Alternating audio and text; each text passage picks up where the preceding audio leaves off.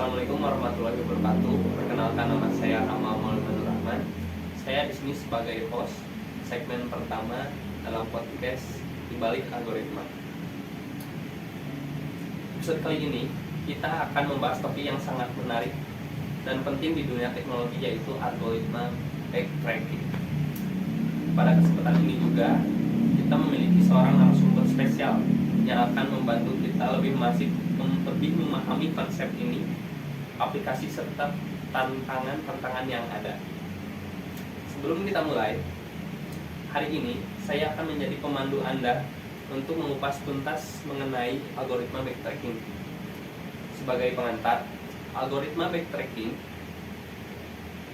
ini adalah metode yang digunakan untuk mencari solusi optimal dengan mencoba semua kemungkinan yang ada secara sistematis. Algoritma ini memiliki banyak aplikasi dalam kehidupan sehari-hari, terutama dalam pengembangan perangkat lunak dan pemecahan masalah yang kompleks. Tanpa berlama-lama, mari kita sambut narasumber kita hari ini, yaitu Asep Suherman. Kepada Asep, silakan. Aduh, baik Kang Rama, terima kasih ya telah menyambut saya dengan baik. Saya terima kasih. Oke, gimana Kang Rama? Sehat? Alhamdulillah sehat. Gimana? Ada apa Kang Rama? Ada yang mau dibicarakan atau apa gitu? Baiklah, Pak Asep. Ya, siap. Pak Asep aja manggilnya atau gimana Pak Asep? Asep aja, Asep, karena kan oke. kita seumuran gitu ya. Asep. Ya, kakak Baik. sini kan yang paling tua. Ya, baiklah. Oke. Untuk memulai, mari kita bahas sedikit mengenai mengapa algoritma sangat penting dalam dunia teknologi saat ini. Ya. Algoritma memungkinkan kita untuk menyelesaikan masalah dengan cara yang lebih efektif dan efisien. Dalam banyak kasus, kita dihadapkan pada masalah besar yang memerlukan pendekatan yang tepat, dan disinilah algoritma backtracking berperan. Pada Pak Asep, Ya. lebih Pak Asep gitu ya. Ya. Ini aja. Iya kan. Bisa jelaskan lebih mengenai algoritma backtracking? Oke, tentu ya algoritma backtracking ini memang sangat berguna dalam berbagai konteks dalam kehidupan sehari-hari kita, karena kita bisa menemui sebuah penerapan dalam hal-hal seperti pemecahan teka-teki, terus juga pengaturan jadwal lah ya, terus juga kayak pencarian rute terbaik.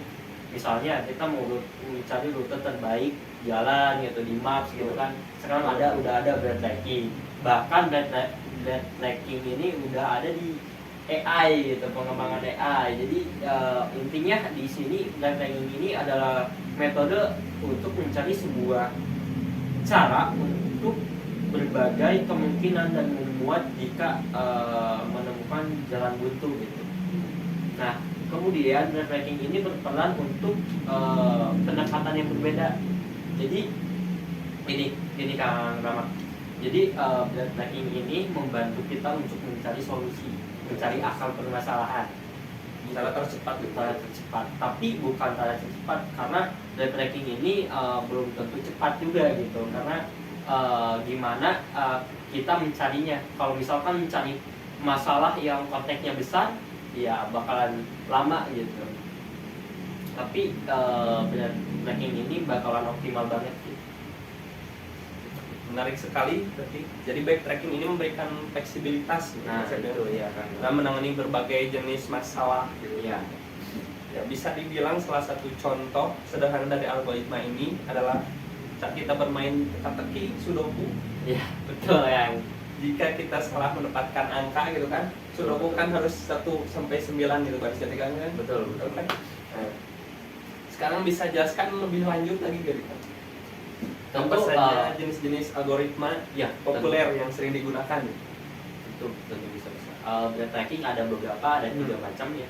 Ada algoritma Boolean, algoritma dynamic programmer, dan juga David and Conquer. Jadi setiap algoritma ini memiliki kekuatan dan kelemahannya masing-masing. Misalnya gini nih, kita ambil lagi ya contohnya algoritma Grady. Jadi ini cenderung cepat tapi kelemahannya itu ya tidak optimal. Seperti apa? Ya tidak optimal, jadi kayak pemecahan masalahnya itu tidak optimal, tidak selalu selesai, tidak selalu sukses gitu. Sedangkan debt tracking ini adalah sebuah dimana dia itu lambat tapi optimal gitu. Paham sampai sini kan kawan? Bisa Ya, jadi debt tracking ini emang lambat untuk mencari sebuah persoalan masalah, untuk menyelesaikan persoalan masalah, tapi debt tracking ini juga optimal banget gitu kita gunakan. Iya, jadi sangat lamanya itu dimana kita mencari solusinya, dimana permasalahannya juga. Ya mungkin teman-teman kita di belakang layar ini ada sesi tanya jawab ya Pak. Jadi harus Tanya jawab. dari sesi tanya jawab dari Takut nih dapat pertanyaan tanya nih. ya mengenai algoritma backtracking aja gitu Pak Cep. Berhubungan gitu. Ya mungkin ya silakan. Kang, saya ada pertanyaan Ya. ya. Jadi apa sih perbedaan antara algoritma backtracking dengan algoritma brute force? Nah, kan algoritma backtracking itu kan Ya. banyak gitu kan ya Kang ya. Banyak. Nah, mungkin ada apa perbedaannya dengan algoritma brute force? Brute force. Oke, perbedaannya mungkin brute force ini lebih menguji semua kemungkinan solusi tanpa memanfaatkan informasi tentang kondisi masalah. Oh jadi diacuhkan gitu gimana? Diajukan ini biasanya memakan waktu lebih lama juga. Jadi kayak apa kan? Iya, karena tidak ada pemangkasan solusi yang valid gitu. Oh jadi misalkan kita mencari apa kan contohnya Misalkan pen apa baju gitu apa? Iya, misalkan kita mencari baju ya. Nah, si brute force ini kan memungkinkan solusi tanpa memanfaatkan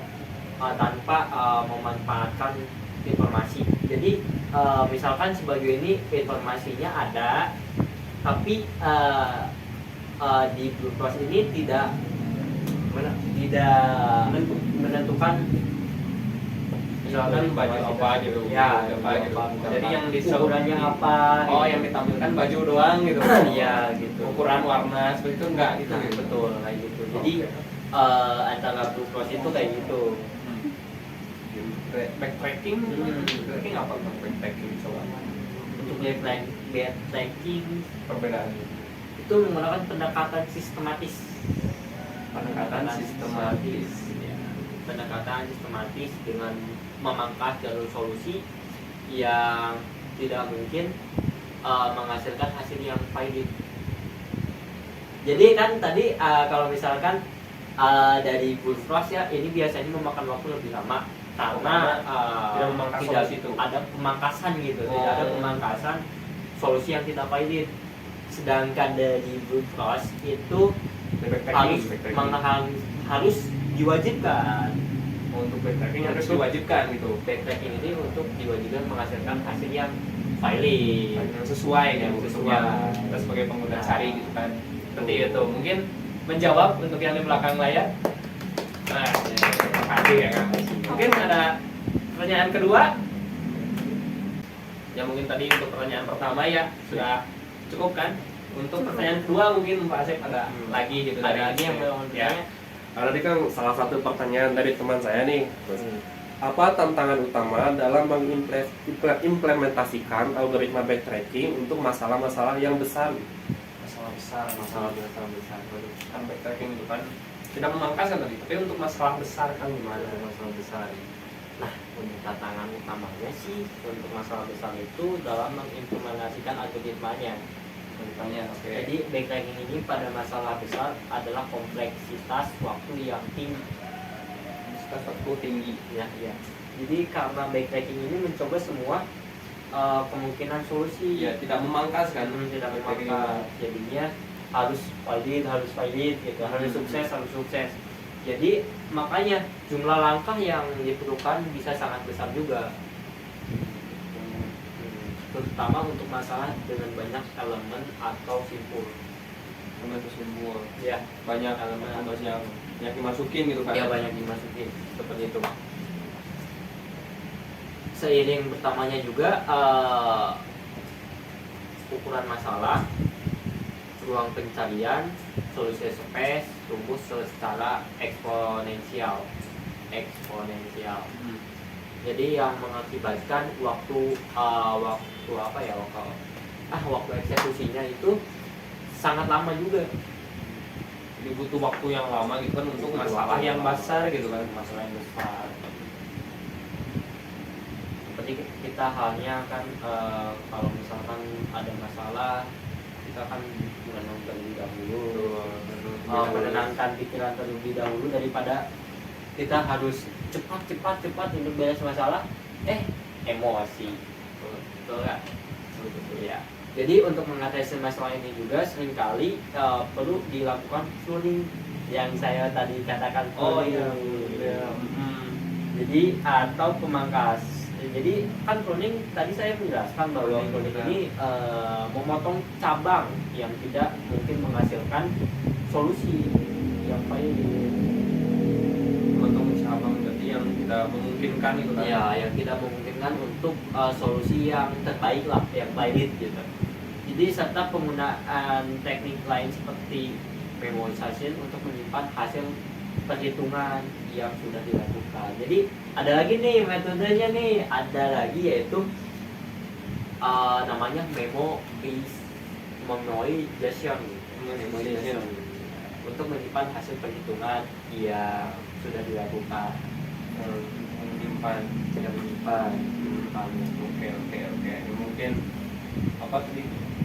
Masalah yang besar gitu kan. Nah, masalah mungkin besar itu blurring sama memorization bisa menggunakan metode yang namanya teknik pruning sama memorization. Oke. Untuk pruning itu memotong sebuah cabang yang tidak ada solusi, dan untuk memorization itu untuk menyimpan hasil perhitungan yang sudah dilakukan. Oke. Mungkin ada beberapa pertanyaan. Satu pertanyaan lagi mungkin boleh. Pertanyaan lagi Kang terakhir kan boleh. Mungkin pertanyaan terakhir ya Pak Asep ya, pertanyaan terakhir dari teman kita. Mungkin ada dari temannya, silakan. Nah, jadi ada satu lagi pertanyaan dari teman saya. Kan dari tadi kita berbicara tentang cara menemukan solusi menggunakan apa? Algoritma backtracking.